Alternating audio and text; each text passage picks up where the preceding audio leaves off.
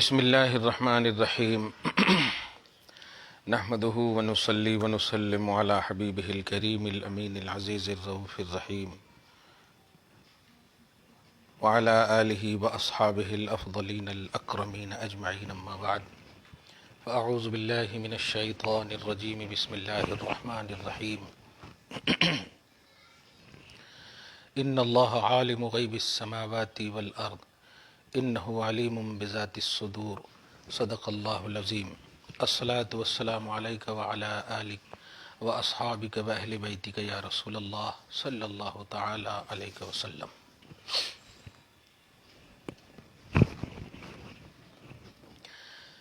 سورہ فاطر کی آیت نمبر 37 تک کا درس ہو چکا ہے۔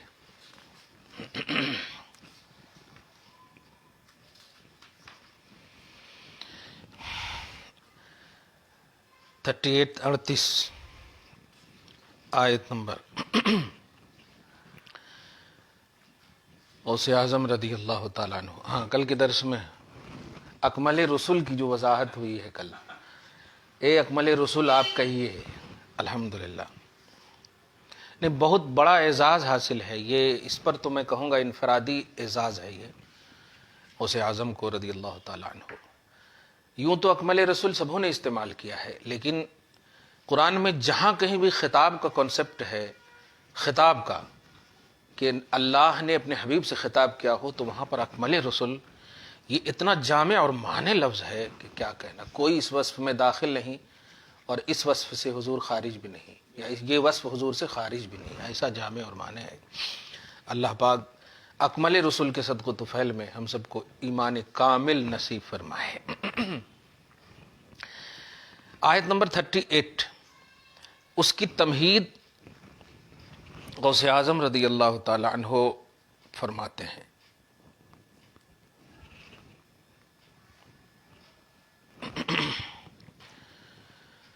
آیت 3 لائن میں تمہید فرماتے۔ اچھا، گزشتہ درس کے جو آخری جملے تھے،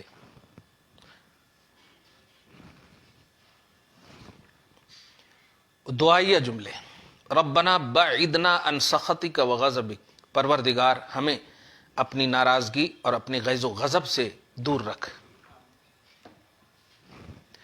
واحینا وامتنا علی مقتضی ارادتک ورضاک، اور زندہ بھی رکھ اور موت بھی دے تو اپنے ارادے اور اپنی رضا پر۔ واہ، موت بھی دے تو اپنی رضا پر، یعنی میری موت سے بھی تو راضی ہو، میری حیات سے بھی تو راضی ہو۔ سبحان اللہ۔ وارزقنا فی النشأۃ الاخری لقیاک، اور آخرت میں اپنے دیدار سے مشرف فرما، سب سے بڑی دولت ہے دیدار الہی۔ سبحان اللہ۔ انک علی ما تشاء قدیر، بے شک تو ہی ہر چاہے پر قادر ہے۔ کیا میرے غوث، واہ، اے اللہ یہ تو نے قبول کیا ہی ہے، میں نے تو دہرایا ہے، اب قبول کیے ہو کو تو قبول مطلب ناقبول نہیں کر سکتا، اس لیے پروردگار غوث اعظم نے مجھ نہیں کہا، ہم کہا ہے۔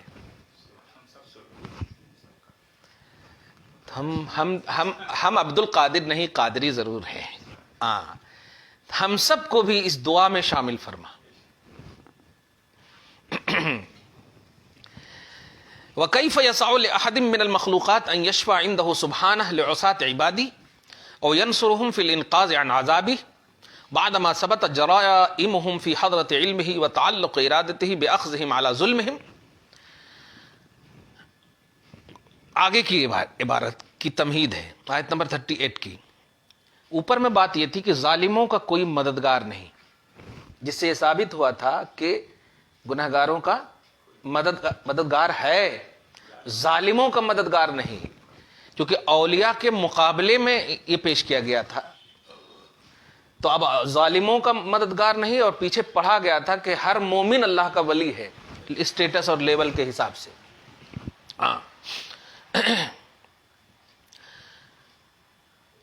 اسی کو غوث پاک فرما رہے ہیں کہ مخلوقات میں سے کسی کو اس بات کی گنجائش کیسے ہو سکتی ہے کہ وہ اللہ سبحانہ کی بارگاہ میں اپنے اللہ کے نافرمان بندے کی سفارش کرے؟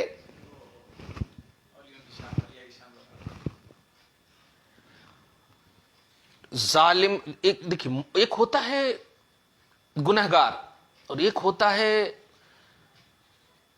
ظالم.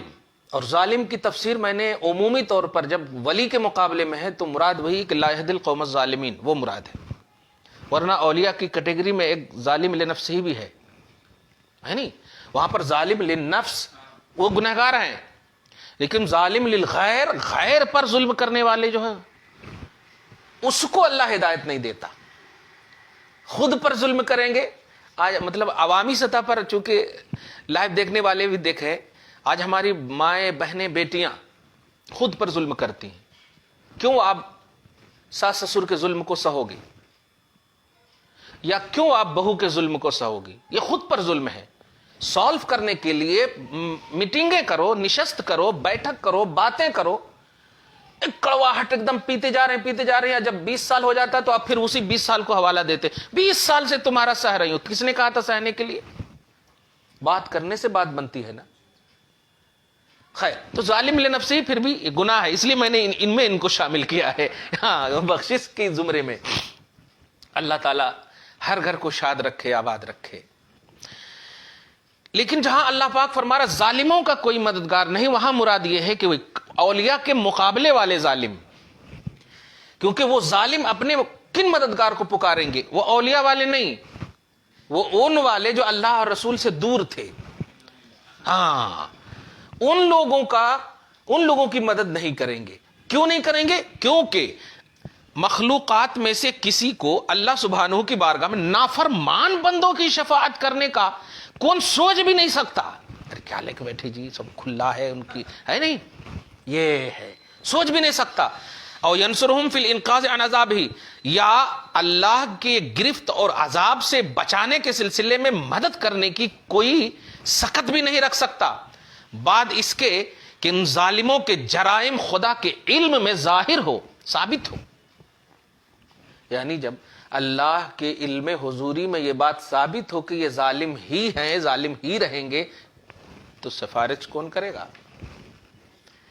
سیکنڈ راؤنڈ میں ظلم ہے تو امکان ہے کہ معافی مل سکتی ہے، لیکن علم الہی میں اگر ہے تو مجرم حقیقی تو نہیں بول سکتے، مجرم دائم ضرور بول سکتے، ہے کہ نہیں؟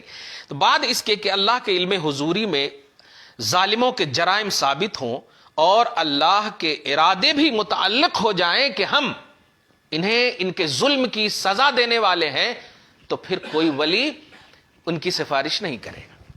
ایک چھوٹی سی بات، اللہ کے رسول صلی اللہ علیہ وسلم وہ منافقین کے حوالے سے، اور وہ آیت میں کئی مرتبہ سنایا بھی ہوں، اور جماعت والے بہت اہم بولتے بھی ہیں اس کو کہ دیکھیے اللہ تعالیٰ، آپ جو دو نبی سے دعا کرواتے ہو، اللہ پاک فرما رہا آپ ان کے لیے دعا کریں یا نہ کریں، 70 مرتبہ بھی کریں گے تو آپ کی دعا مغفرت کی قبول نہیں ہوگی.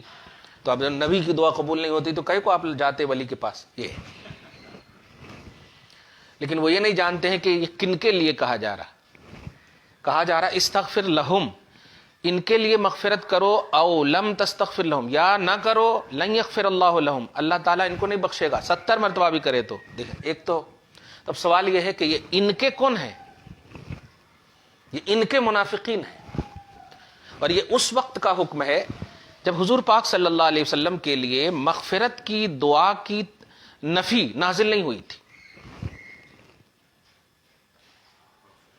کیونکہ آپ سارے جہان کے لیے رحمت للعالمین ہیں.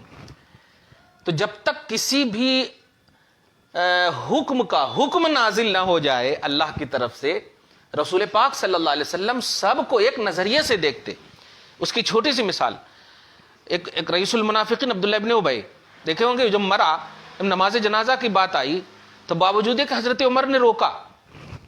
سورہ توبہ کی آیت نمبر 84 میں دیکھیں کہ آپ کن کی نماز جنازہ پڑھا رہے ہیں، یہ تو گستاخ ہے، یہ ہے وہ ہے.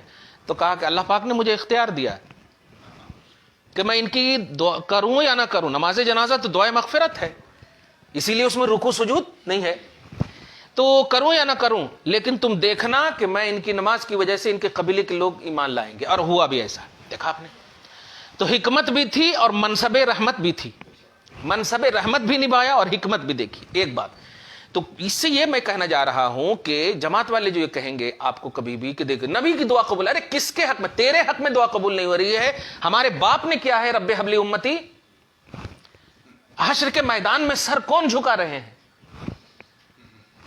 اور پھر اس سر کا اعزاز تو دیکھیے کہ اللہ پاک کہہ رہا سر اٹھائیے آپ، اور اٹھا کر کھڑے رہیے نہیں کہہ رہا، مانگنا ہے جو بھی مانگنا ہے، اب میں سب چھوڑ کر آپ ہی کو دیکھوں گا. لو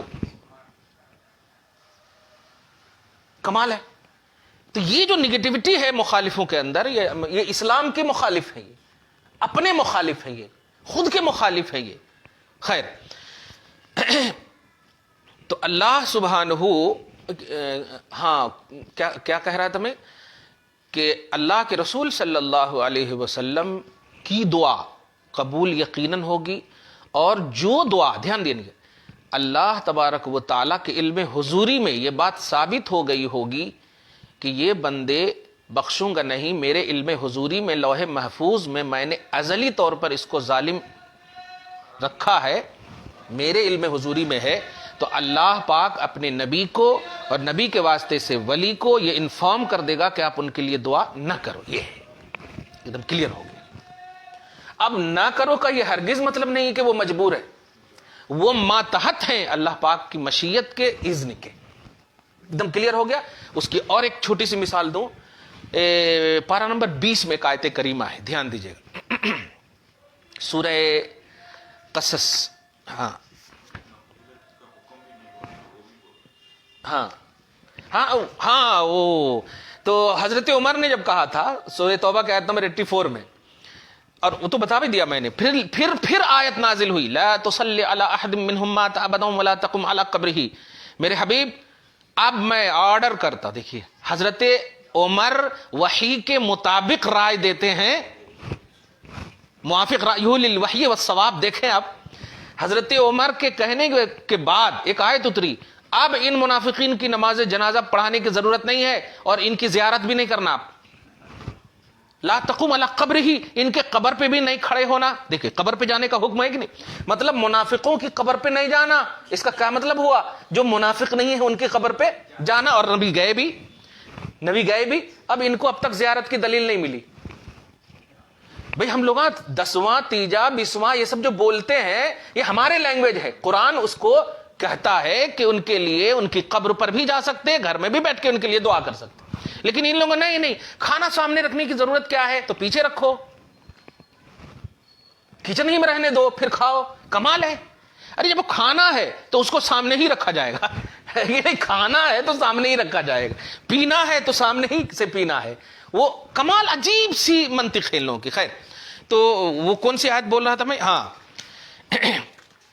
یہ سورہ قصص آیت نمبر 56، بڑی اہم آیت ہے، دیکھیے گا اور بڑے اچھے سے سنیے گا. انک لا تہدی من احببت ولکن اللہ یہدی من یشاء وہو اعلم بالمہتدین. دھیان دیجیے گا، بے شک یہ نہیں کہ تم جسے اپنی طرف سے چاہو، پوائنٹ نوٹ کیجیے گا، حبیب کو کہا جائے، بے شک یہ نہیں کہ تم اپنی طرف سے جسے چاہو ہدایت کر دو، ہاں اللہ ہدایت فرماتا ہے جسے چاہے. یعنی ذاتی چاہت صرف مجھے حاصل ہے، میں عطا کروں گا کہ آپ ان کو چاہو تو آپ ہدایت دو. یہ ہے مراد، مجبوری نہیں ہے. یعنی آپ ذاتی طور پر ہدایت کے حامل نہیں ہیں، یہ تو عطا ہے میری، یہاں مجبوری نہیں ہے نبی کی. اور یہ تو سارے اوصاف بلکہ خود ذات محمد اللہ کی عطا ہے. تو اوصاف محمد کی بات کیا کریں گے آپ؟ خیر ہے، لیکن جماعت والے الٹا سمجھ جاتے. خیر اب آگے دیکھیں، وَهُوَ أَعْلَمُ بِالْمُهْتَدِينَ، اور وہ خوب جانتا ہے ہدایت والوں کو. اس کی تفسیر میں صحیح مسلم کی روایت پیش کر رہا ہوں. شان نزول مسلم شریف میں حضرت ابو ہریرہ رضی اللہ تعالی عنہ سے مروی ہے. نوٹ کیجئے گا کہ یہ آیت جناب ابو طالب کے حق میں نازل ہوئی. نبی کریم صلی اللہ تعالی علیہ وسلم نے ان سے ان کی موت کے وقت فرمایا، اے چچا کہو لا الہ الا اللہ، میں تمہارے لیے روز قیامت شاہد ہوں گا. انہوں نے کہا کہ اگر مجھے قریش کے آر دلانے کا اندیشہ نہ ہوتا تو میں ضرور ایمان لا کر تمہاری آنکھ ٹھنڈک کرتا.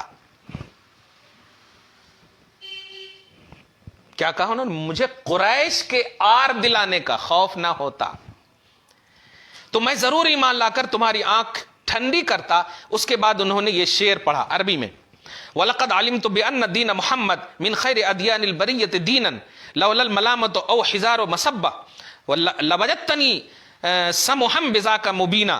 یعنی میں یقین سے جانتا ہوں کہ محمد صلی اللہ تعالی علیہ وسلم کا دین تمام جہانوں کے دینوں سے بہتر ہے. دیکھیے گا, اگر ملامت و بدگوئی کا اندیشہ نہ ہوتا تو میں نہایت صفائی کے ساتھ اس دین کو قبول کرتا. اس کے بعد ابو طالب کا انتقال ہو گیا, اس پر یہ آیت کریمہ نازل ہوئی. میرے حبیب, آپ چاہتے ہیں اچھی چیز ہے, لیکن آپ ضد نہ کیجئے. میری چاہت ذاتی ہے, آپ نے اپنا منصب پورا کر دیا. ایک اور آیت سنیے, آپ دیکھیے گا, آیت نمبر 10, بڑی اہم آیت ہے یہ بھی, سورہ توبہ.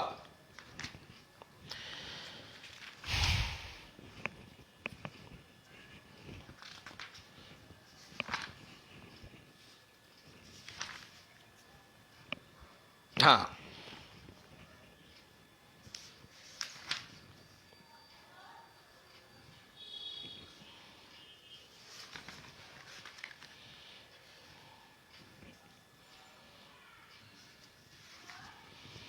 اللہم صلی وسلم بارک علی محمد وعلی آل محمد وبارک وسلم صلی اللہ تعالی علیہ وسلم.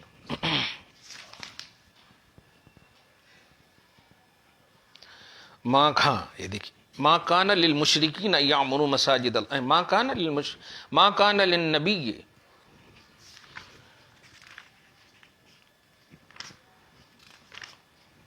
ان یکون, ما کان للنبی والذین آمنوا ان یستغفروا للمشرکین ولو کانوا آباءہم او ابناءہم او اخوانہم ولو کانوا ذا قربا.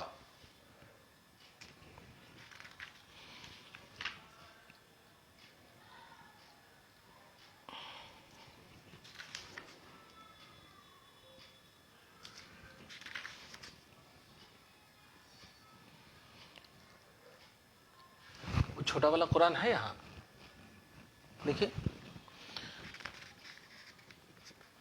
ما کان للنبی والذین آمنوا یستغفروا للمشرکین ولو کانوا ذا قربا.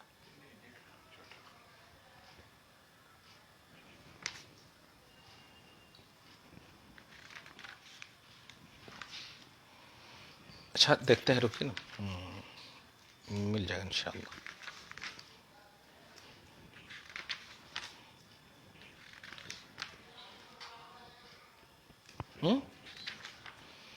اللہم صلی, ہاں مل گیا, چھوڑ دیجیے.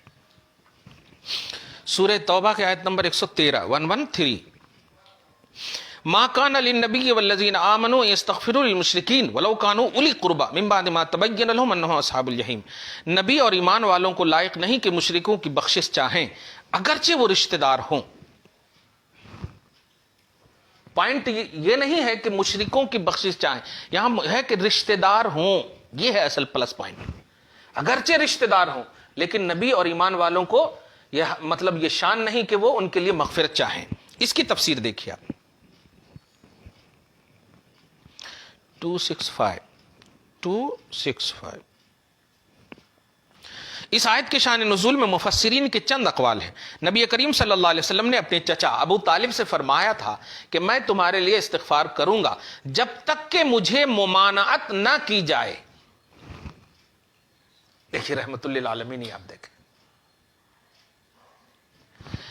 ممانعت نہ کی جائے. اسی پر اصل ہمارا ٹاپک ہے آج کا, کہ حضور پاک صلی اللہ علیہ وسلم مطلب حکم نازل ہونے سے پہلے منصب رحمت للعالمینی میں بالکل عام, لیکن کبھی جب ممانعت نازل ہو جاتی تب رک جاتے, جیسے کہ منافقوں کی جنازے کی نماز کے لیے رک گئے. اب دیکھیے آگے, جب تک کہ مجھے ممانعت نہ کی جائے, تو اللہ تعالیٰ نے یہ آیت نازل فرما کر ممانعت فرما دی کہ آپ نہ کریں.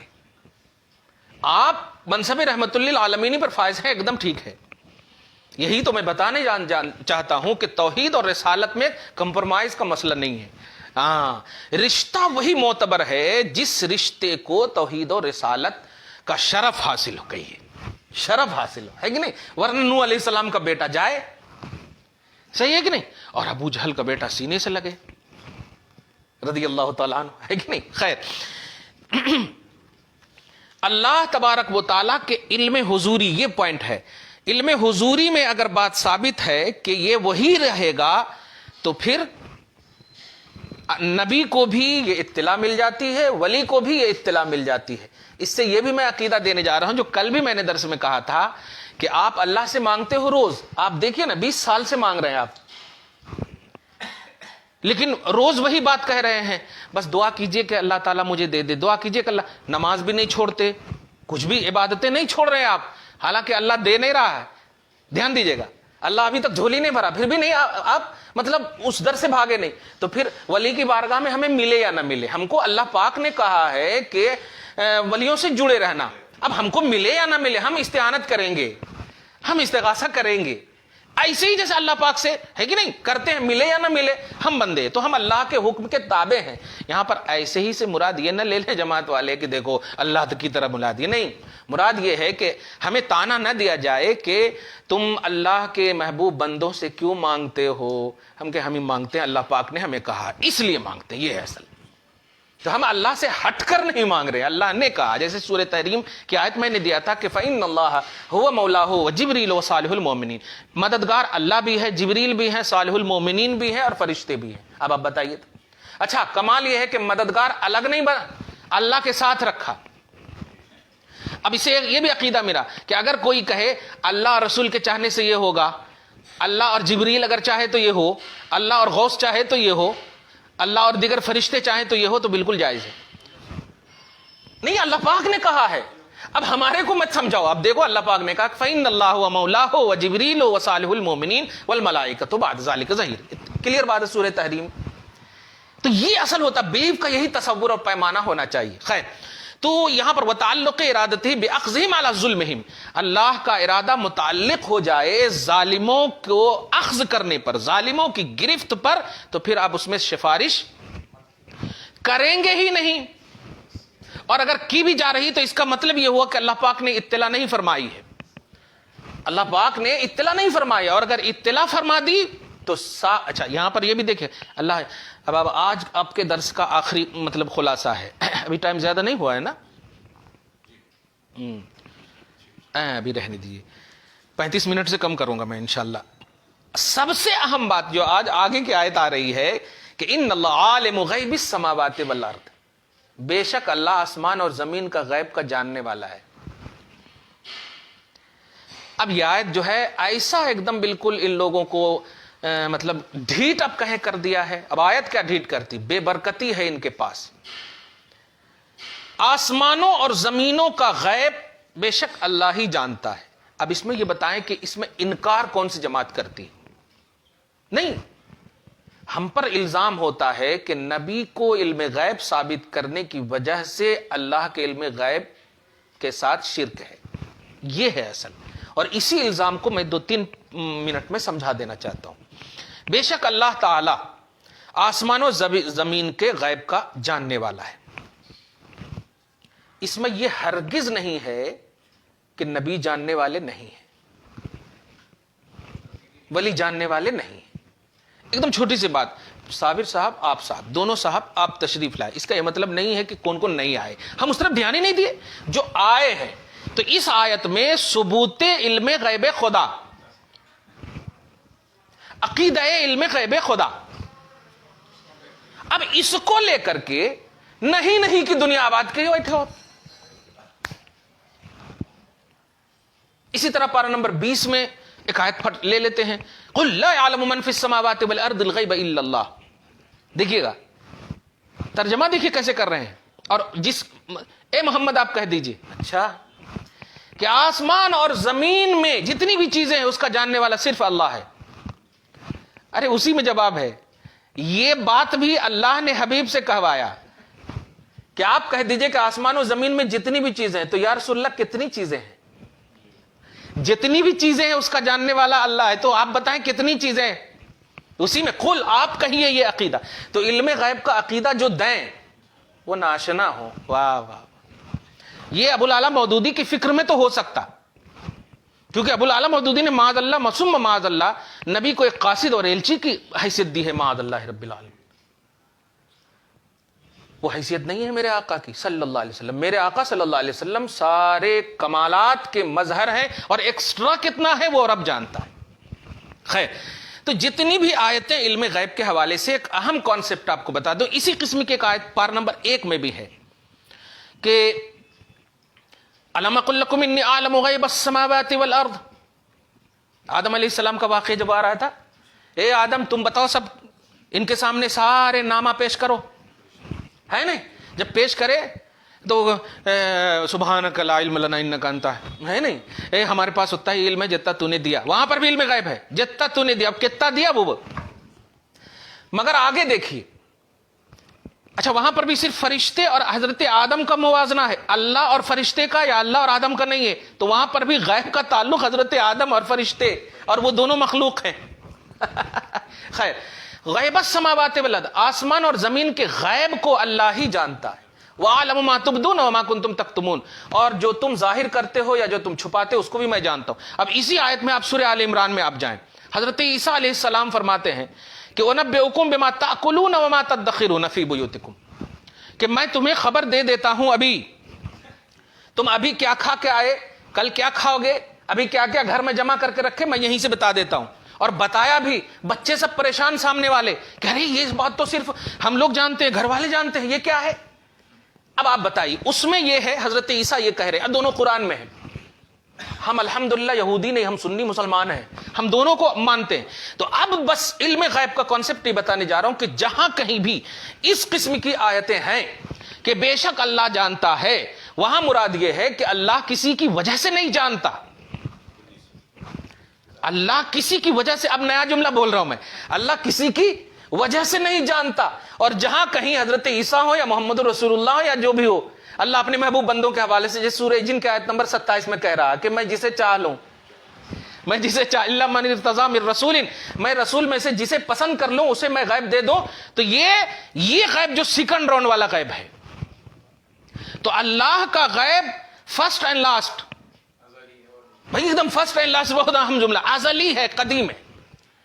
اللہ کا غیب چاہنے سے نہیں, وہ ذاتی ہے, کسی کے چاہنے سے نہیں, اور اللہ جسے چاہے وہ ہے. دیکھیے, تو مشیت علم غیب کے تحت نبیوں کا علم ہے اور اولیاء کا. اب یہاں پر تو ہاں یہ بھی ہم مانتے ہیں, ہاں اللہ نے جتنا دیا. اب سوال یہی میں بتانا چاہ رہا تھا, اللہ نے جتنا دیا. تو اصل دیکھیے, یہ کوانٹیٹی کا جو معاملہ ہوتا ہے وہ ذات کے حساب سے ہوتا ہے, اور اللہ کی ذات حساب میں ہے ہی نہیں. اللہ کی ذات کی شان یہ ہے کہ لا یحد ولا یتصور, کہ اللہ تبارک تعالیٰ کی ذات بھی محدود نہیں اور اللہ کی صفات بھی محدود نہیں, قدیم ہے, ازلی. اب سوال یہ ہے کہ جب اللہ کہہ رہا ہے کہ میں اپنے رسول میں سے جسے چاہوں غیب دیتا ہوں, تو اب یہ عطا کرنا غیب یہ اللہ کی صفت ہوئی, اللہ کی صفت ہوئی. دھیان دیجیے, غیب لینا نبی کی صفت ہے اور غیب دینا اللہ کی صفت ہے. نبی کی صفت حادث ہے, دھیان دیجیے گا, اور اللہ کی صفت ذاتی قدیم ہے. اور نبی کی صفت میں کوانٹیٹی ہے لیکن اللہ کی صفت میں کوانٹیٹی نہیں. تو اب سوال, اگر کہتے ہو کہ جتنا اللہ نے دیا, یہ نہیں بول سکتے, یہ بول سکتے ہو آپ جتنا رسول اللہ کی شان تھی لیا, کیونکہ جتنا کا لفظ اللہ کی طرف اس وقت بولیں گے جب اللہ لمیٹڈ ہو, اور اللہ کی ذات لمیٹڈ نہیں ہے, نہ عطا کے اعتبار سے نہ ذات کے اعتبار سے. تو آپ یہ کہہ سکتے ہو, اور یہی ہم کہتے ہیں الحمدللہ کہ شان نبوت کے لیے جتنے بھی علوم غیبیہ لازم تھے اللہ نے وہ سب عطا کر دی. آدم کو چمچ وغیرہ کا بھی علم دے دیں, سلیمان کو چوٹی کا بھی علم دے دیں, سمجھ رہے ہیں نا. اور یہ آدم کے بھی نبی ہیں, یہ سلیمان کے بھی نبی ہیں, اور ان کو گھر میں مطلب یہاں بیٹھے بیٹھے گھر کی بات بتا دیں عیسیٰ علیہ السلام کو, عیسیٰ کے بھی نبی ہیں. تو اب تو کتنا جتنا بولو نہیں, وہاں چوٹی کا بھی علم مل گیا ہے ان کے غلاموں کو, ان کے مطلب کمپریزن میں کہہ رہا ہوں, ہے نہیں. سارے انبیاء کرام حضور پاک صلی اللہ علیہ وسلم کی بارگاہ میں, ہاں فَإِنَّهُ شَمْسُ فَضْلٍ ہم کواکبہا, کہ فضل کے آفتاب حضور ہیں اور کواکب سارے انبیاء کرام ہیں. کواکب مانے ستارے, سارے, بار بار کہہ رہا ہوں. خیر, کہنا یہ ہے کہ یہ بہت اہم جملہ ابھی دیکھیے غوث پاک کی کرامت سے نکلا ہے کہ اللہ تبارک و تعالیٰ کی طرف کتنے اور جتنے کی نسبت کرنا اللہ کو لمیٹڈ ماننا ہے، اور اللہ سبحانہ انلمیٹڈ ہے، ذات کے اعتبار سے بھی، صفات کے اعتبار سے بھی۔ اس سے لازم آیا کہ جو کوئی یہ عقیدہ رکھے کہ نبی کو جتنا اللہ نے دیا یہ در حقیقت شرک ہے۔ اب آپ پوائنٹ نوٹ کیجئے گا، ہمیں مشرک بنانے چلے تھے، اب سنو فتویٰ، یہ حقیقت میں شرک ہے، اس لیے کہ مخلوق کے وصف میں کوانٹیٹی تو ہو سکتی ہے، خالق کے وصف میں کوانٹیٹی نہیں۔ اور ہمارا عقیدہ یہ ہے کہ شان نبوت کے لیے جو بھی علوم غیبیہ ہونے تھے وہ اللہ پاک نے عطا کر دیے، جس کو میرے امام اہل سنت فاضل بریلوی نے ایک جملے میں کہا، تیرے تو وصف عیب تناہی سے ہیں بری، حیراں ہوں میرے شاہ میں کیا کیا کہوں تجھے۔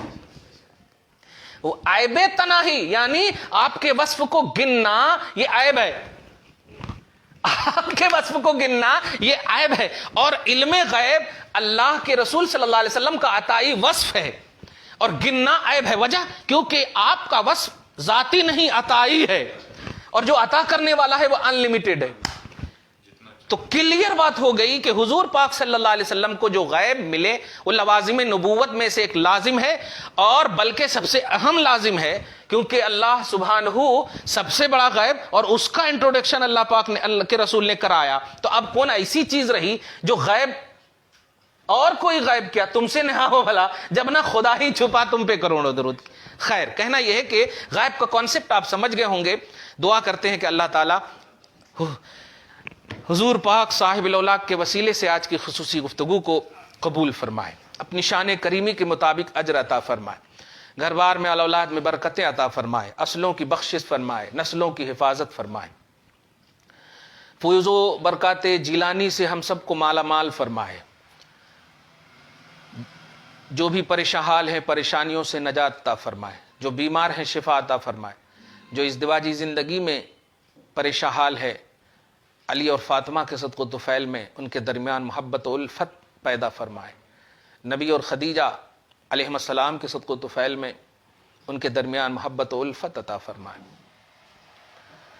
والدین کا سایہ جن کے زندہ ہیں دراز سے دراز تر فرمائے، جن کے انتقال کر چکے ہیں ان کی بخشش فرمائے، برزخی دنیا کو آباد فرمائے، حشر کی ہولناکی سے محفوظ فرمائے، جنت کی راہوں کو آسان فرمائے، ہماری ملی معاشرتی ملکی قیادت سیادت کو سلامت رکھے، ظالموں کو کیفر کردار تک پہنچائے، ہم سب مظلوموں اور مجبوروں کی مدد اور حفاظت فرمائے، عالم اسلام کی مدد فرمائے، مسلمانان ہند کی خصوصاً اور تمام جہان کے مسلمانوں کی مرد عورت بچے بوڑھے سب کی عزت و آبرو کی حفاظت فرمائے۔